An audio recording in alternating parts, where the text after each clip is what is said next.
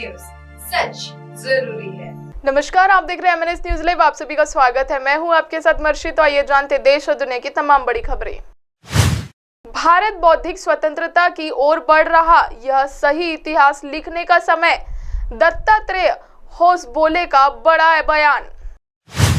दरअसल अखिल भारतीय राष्ट्रीय शैक्षिक महासंघ द्वारा आयोजित खेल भारतीय शिक्षक सम्मान समारोह में शिक्षकों और प्रोफेसरों की एक सभा आयोजित की गई, जिसमें राष्ट्रीय स्वयंसेवक संघ के महासचिव दत्तात्रेय होसबोले ने शिरकत की। सोमवार को अपने संबोधन में उन्होंने कहा, भारत बौद्धिक स्वतंत्रता की ओर बढ़ रहा है। एक समय था जब देश में समर्थन में बोलने पर नफरत की नजर से देखा जाता था।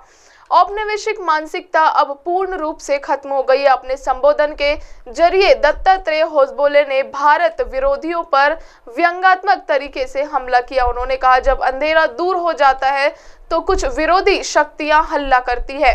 वह ऐसा इसलिए करते हैं क्योंकि वह सूरज को देखना पसंद नहीं करते हैं। साथ ही देशभक्तों को इंगित करते हुए उन्होंने कहा, हम वे लोग हैं जो रोशनी पसंद करते हैं और रोशनी लाने पर विश्वास रखते हैं। ना हम सामाजिक विरोधियों के आगे झुकते हैं और ना हम उनसे डरते हैं।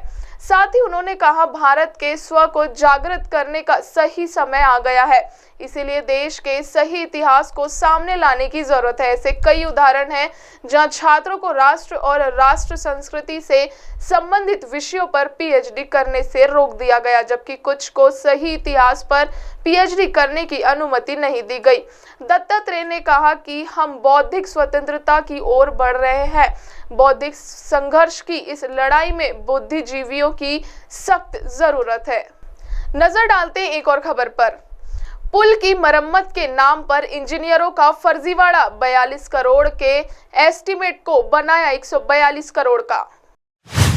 दरअसल गोंडा में एक पुल की मरम्मत के नाम पर बड़ा खेल सामने आया है। पहले इसका एस्टीमेट गलत ढंग से 42.60 करोड़ रुपए का तैयार किया गया। इसकी जांच चल रही थी कि स्थानीय इंजीनियरों ने जिला प्रशासन के मार्फत इसी पुल पर 142 करोड़ रुपए का एस्टीमेट राहत आयुक्त को भिजवा दिया। प्रमुख अभियंता परिकल्प एवं नियोजन अशोक कुमार अग्रवाल का कहना है कि इस मामले में गोंडा के मुख्य अभियंता ने स्पष्टीकरण मांगा जा रहा है। गोंडा में नवाबगंज ढेमवा घाट मार्ग पर स्थित सरयू पुल के क्षतिग्रस्त पहुंच मार्ग पर स्लोप पिचिंग संबंधी विशेष प्रस्ताव शासन को उपलब्ध कराया गया। इस पुल की लंबाई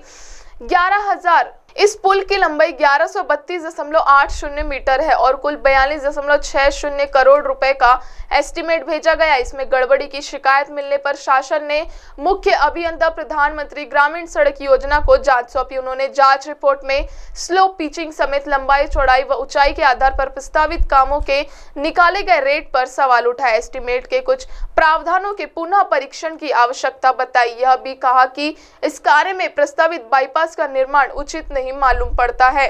हालांकि मुख्य अभियंता ने अपनी रिपोर्ट में यह नहीं कहा था कि गलत रेट दिखाए जाने से कितनी राशि अधिक बनी, मगर इसे करोड़ों में बताया जा रहा है। अभी शासन इस मामले में आगे की कार्रवाई कर ही रहा था कि इसी पुल के करीब 142 करोड़ रुपए का एक और प्रस्ताव राहत आयुक्त को भेजे जाने से खलबली मच गई। मुख्य अभियंता सेतु का अतिरिक्त चार्ज संभाल रहे अशोक कुमार अग्रवाल का कहना है कि प्रकरण उनकी जानकारी में आ चुका है। हालांकि राहत आयुक्त को भेजे गए एस्टीमेट की कॉपी मुख्यालय को नहीं भेजी गई है। रुक करते हैं एक और खबर का। पंजाब और दिल्ली में मुख्यधारा की बेनामी संपत्तियों पर चलेगा ईडी का चाबुक, खरीदी गई बेनाम संपत्तियां। दरअसल माफिया मुख्तार अंसारी की गाजीपुर और लखनऊ स्थिति बेनामी संपत्तियों को आयकर विभाग द्वारा जब्त करने के बाद प्रवर्तन निदेशालय भी पंजाब और दिल्ली की संपत्तियों पर कानूनी शिकंजा कसने जा रहा है। ईडी के सूत्रों के मुताबिक पंजाब और दिल्ली के मुख्यधारा और उसके कुनबे की 2 दर्जन से ज्यादा संपत्तियों का पता लगाया जा चुका है। हालांकि जिन लोगों के नाम से इसे खरीदा गया था वह जांच एजेंसी के सामने पेश होने से कतरा रहे हैं। जांच में सामने आई कि मुख्तार ने अपने करीबी जितेंद्र सापरा के नाम से दिल्ली, लखनऊ और वाराणसी में तमाम संपत्तियों को खरीदा है। जितेंद्र सापरा के जरिए मुख्तार ने अपनी काली कमाई के करोड़ों रुपए रियल एस्टेट में निवेश किए थे। दरअसल जितेंद्र सापरा मुख्तार के ससुर जमदेश राणा की कंपनी प्रोजेक्ट एवं इंजीनियरिंग प्राइवेट लिमिटेड का असली कर्ता धर्ता है। इस कंपनी के जरिए बेनामी संपत्तियों को खरीदा जाता था, जबकि विकास कंस्ट्रक्शन के नाम पर भी बुंदेलखंड इलाके में तमाम भूखंड खरीदे गए थे। ईडी ने उरई और जालौन में 3.50 करोड़ रुपए कीमत की संपत्तियों को कुछ माह पूर्व जब्त कर लिया था।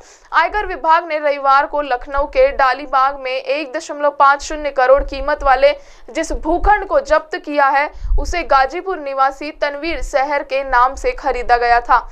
आयकर विभाग ने तनवीर को पूछताछ के लिए तलब किया, लेकिन वह पेश नहीं हुआ। तनवीर को मुख्तार के करीबी नियाज की पत्नी बताया जा रहा है। जांच में उसके द्वारा कभी आयकर रिटर्न भरे जाने की पुष्टि नहीं हुई है, जिससे यह भूखंड खरीदने की उसकी आर्थिक क्षमता सवालों के घेरे में है। अब आप हमारे चैनल को आपके मोबाइल पर भी देख सकते हैं। मोबाइल में देखने के लिए प्ले स्टोर से MNS news TV app download करें। इंस्टा, ट्विटर, फेसबुक और अन्य सोशल मीडिया प्लेटफॉर्म पर हमारा चैनल उपलब्ध है।